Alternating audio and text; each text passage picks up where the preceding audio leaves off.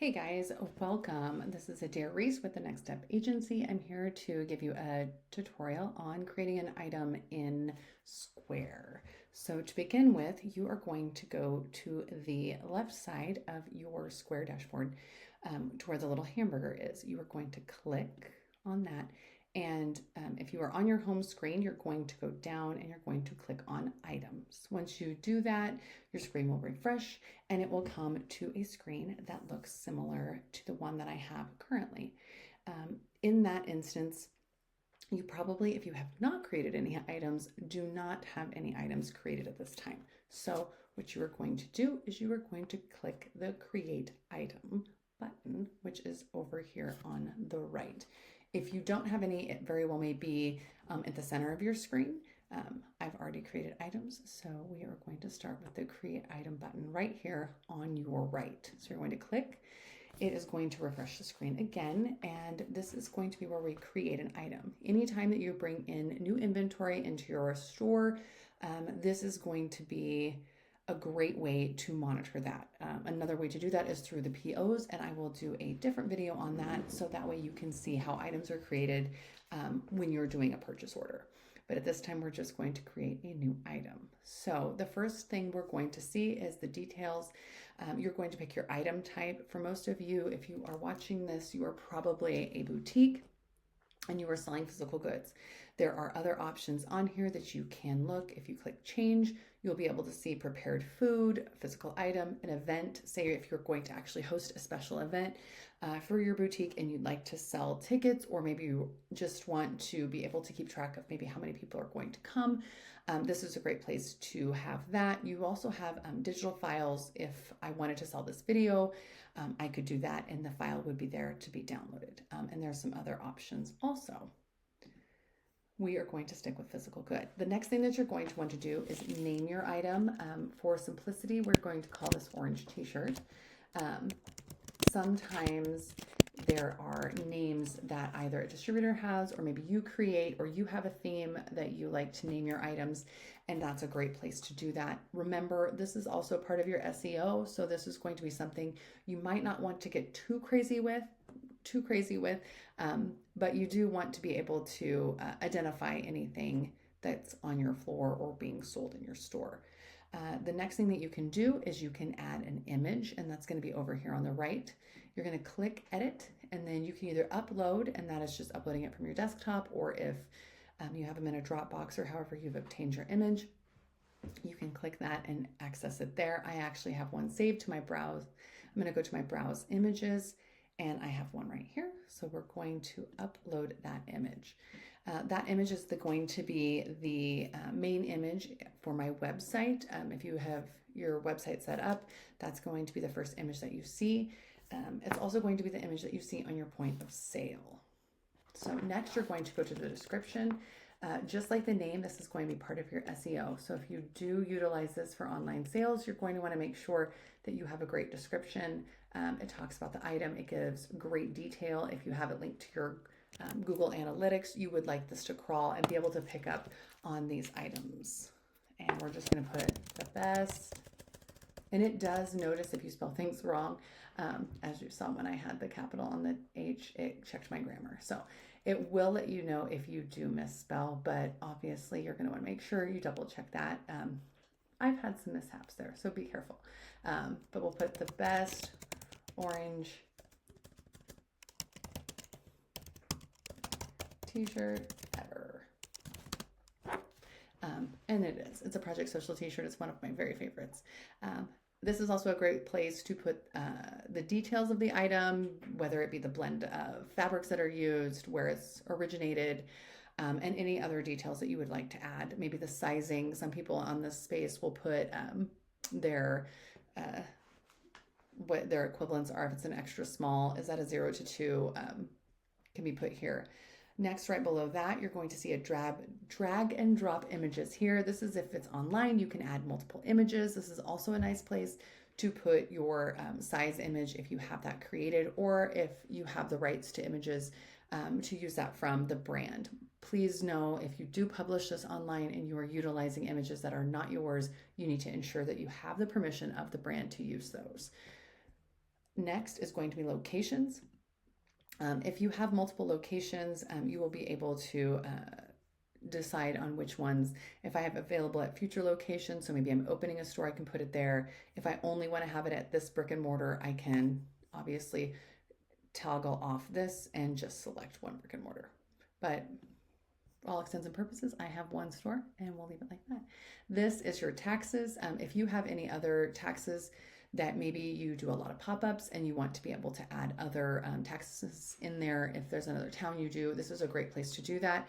It really makes your reporting simple and makes a lot less headaches. If you're selling something that is a food item, a beverage item, or I'm not sure on, check your local area on what is and is not a sales tax item. I know it can vary state to state. You can toggle this on and off. The next thing that you're going to do is you're going to look at categorization, and under this is where your categories are. Whether you want to put it under tops, bottoms, shoes, whatever you're creating.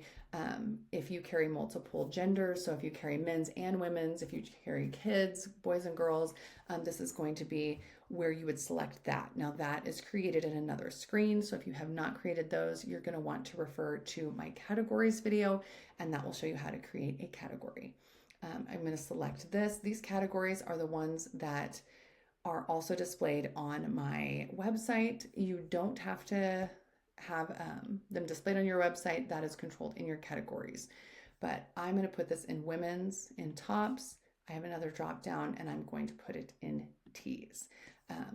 Again, how this is organized is all in my categories video that I will put out, so that way you guys can see how to develop your categories. It's a great idea to look at other websites, other boutiques to see how theirs are done. You don't want to drill down too far because then it can make your menu a little too busy.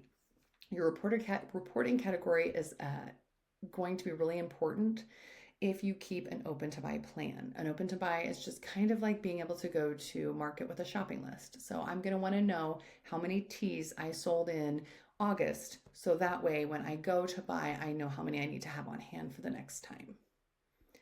All right, the next thing that you're going to get into is if you are selling a single item or a bundle.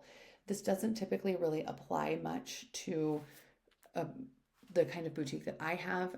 For some, it may, if you're going to do maybe baskets that they can fill themselves, maybe you could sell it as a bundle. I have not utilized that option. It hasn't been one that has served my purpose for my store. The options, this is going to be where you do your small, your medium, and your large. I suggest setting this up in sizings that make sense to you and your vendors. It makes it easier when you're putting things in. So I have the A size group is what a lot of my vendors use, and this is going to bring up a whole bunch of sizing. Now, I'm going to back up a step. If you don't have any of these created, so if I wanted to go simple sizing, we're going to go and we're going to click, we just type it in, we're going to click create now. What that's going to allow me to do is I could do small, medium, and large. Now what this has done is it's going to allow me the opportunity to utilize this all the time. So the next time I want to create my white t-shirt, and it also comes in small, medium, large, I will be able to do that here. This is going to be saved. If you want to, you can change the display name of your option set. That hasn't been something that I've found that is useful for me, so I won't do that, but we'll just use this simple sizing for simple reasons. You're going to click next. It's going to kind of double check. The orange t-shirt variations below will be created in these options. So make sure that these options match the options that you need in your product, whether it's a t-shirt, pants, and you're going to click create. Now, on this next part under units, very rarely will you need to change this. It's just an additional tracking unit. For example, if you have, if you're going to do bath items and maybe you're doing bath salts, and so you're going to go buy a scoop, then you would be able to put in here a scoop, and then you're going to, that way you're selling individual pieces of those items. But you're not necessarily, you only have one item, you're selling the contents of said item. All right, now you're going to come down here. One of the things that's great with Square is it will automatically create a SKU for you. Sometimes this is great and sometimes this doesn't help. The times it doesn't help is if your supplier already creates a SKU for you. At that time, you can just honestly highlight this, delete it, and scan in the SKU that they have for you. Okay, here's a quick tip. Price is what you sell it for, cost is what you paid. So that is really important. You're going to want to make sure that anybody else that is putting these in knows that. So to start with, we're going to go over here and click 3 variations because what I paid for each item is the same. So we're going to say on cost, I'm going to put in $10. Now, if you're shipping things, you can also put in the weight. The reason that this is great is because when they purchase multiple items and you create the shipping label, it will figure on weight for you rather than you having to weigh each item after you've already packed. So we could say it is 0.1. Now the price is going to be what we are selling this item for. So say we're doing a 3 times markup. So say we're selling this top for $30. The nice thing about when you click to this blue arrow is it's going to populate that all the way down. Now, if you paid different prices for each, then you would not select that. And then you would put in all the way down. Your next item is going to be your creative variation. That's if maybe you didn't have your pre-populated selection up at the top, or you needed to add one in, you can do it there. Managed stock is going to be important because this is going to be if you're tracking your inventory. I highly recommend tracking your inventory. If you don't tracked numbers, can't tell you a story, and you're going to want to know if you're making money or not. So we're going to click Manage Stock. Here you're going to select a reason. Did you just receive stock? Are you just doing a recount? Did something get damaged? Was there theft? Was there loss? Or is it a restock return? If you use Square, this is also great because you will be able, it can restock very easily from your point of sale, and I can show you that in another video. So we're going to say we receive stock. It is going to populate as that for each one. It's assuming that you're going to get more than just the one. So we're going to say we did a 2, 2, 2, and then it's going to tell you now your new stock is 2, 2, 2. One of the things that you want to do is add your vendor. If you don't have vendors, so we're going to call it vendor A. It'll ask to create new vendor, and you can just create if you have not created a vendor yet. I will make another video for that. We don't want to get too long. This is going to be a Project Social Tea. There we go. And you can actually even hit enter and it'll just automatically create a new vendor for you. I like to have a little bit more information behind in my vendors as far as my contact. You don't have to do this step. The reason I do it is because it helps me keep track of where I'm buying things and who I'm buying them from and how well they're doing. That helps me in the end. Modifiers allow your customer to be able to customize things. So if you're having a hat bar and you wanted to add on different patches here, this would be a great place to add.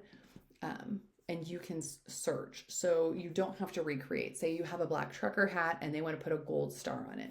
You can put that in here and they'll be able to, as they buy something, put on those things. Customer attributes. So this is just to track additional details such as book's author or difficulty level of the game. I have yet to use this aspect. I haven't found any need. Details, if you want to have this not show up on your POS, so it's just as it scans, that's what shows. Right here, if you are not online, this won't probably show up for you, depending on if you have your Meta linked, if you have your Google Shop linked, that is where these will show up. You can turn this on and you're going to want to decide on site visibility. Is it visible? Is it hidden? Is it unavailable? Visible is it's going to your website. Hidden means you can control who can see it. And obviously unavailable means nobody can see it. So we're going to turn that off for now for simplicity's sake. Order fulfillment, that is only if you are online. Obviously you can you'll be able to pick your different shipping if you'll deliver it local or if it's a self-serving order. If you wanted to limit, so say you wanted to sell tickets, but I only want to sell one per person, or if this is something that I only want to let one person buy this top at a time, this is a great place to turn that on, and you will be able to say, I only want this many people, one per order, or however you want to manage that. Subscriptions, if anybody does a subscription, we can delve more into that another time. Payment link button is also really nice. Maybe you're not online, but you want to, or you're not even utilizing Square for your online platform.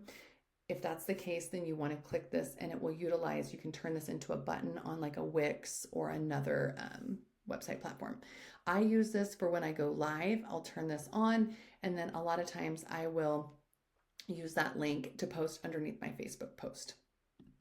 But we'll turn that off for now. The next thing you're going to do is you're going to click save. And if there's any errors or anything in that item, it will come up. So for our own, we're going to look up our orange t-shirt. And here's our orange t-shirt. As you can see, it has our orange t-shirt tees, where it's located, we're selling them each, how many I have in stock, the price, and the vendor. This screen can be changed with this little toggle right here. And we'll do that another time. But it shows right here, we have small, medium, and large, and it gives us those categories underneath that too. All right, if you have any questions, feel free to reach out to me at adairreeseagency@gmail.com, and I can help you out. Other than that, have a great day, and we will talk to you soon. Thanks, guys.